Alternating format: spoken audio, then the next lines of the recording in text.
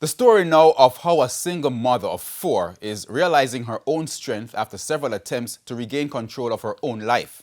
Now working, she's hoping her story will touch the heart of someone who can assist her, even in the midst of her transformation. Jamaica Maitland reports.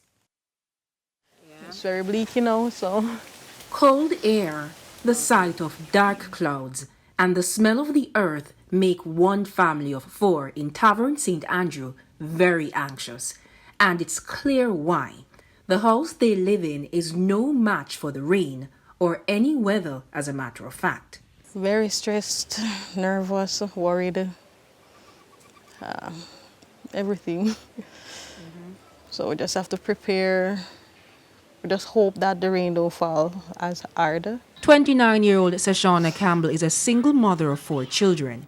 Her youngest is almost 7 months old. She says things weren't always like this, but she can't seem to pinpoint where her life went downhill. She graduated from a prominent high school with 7 CSEC subjects, but revealed bad choices landed her here. I just feel like I can't make enough for my children. I had given up and decided that whatever happens, happens. And I mean, like, after that point,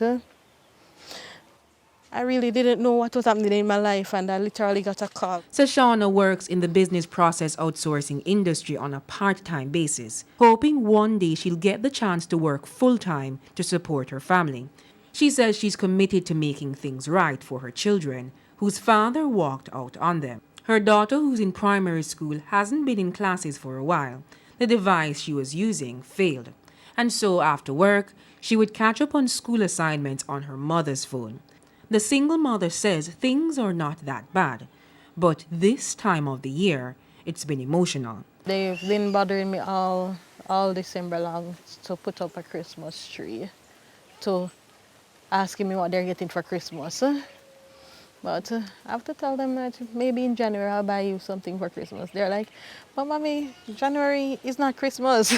But of course, there isn't any funds to do anything this Christmas. The shop she ran with her mother failed due to the pandemic, but she's hoping to get it operational soon with a few extra hours she's been given at work. She's asking the public for assistance in her quest to regain control of her life. Sometimes I want to cry, but then I'm like, I need to be strong for them. I can't let them see me crying. Because, of course, children draw the stress of their parents, so I try not to be stressed. I try not to express that feeling towards when they are around.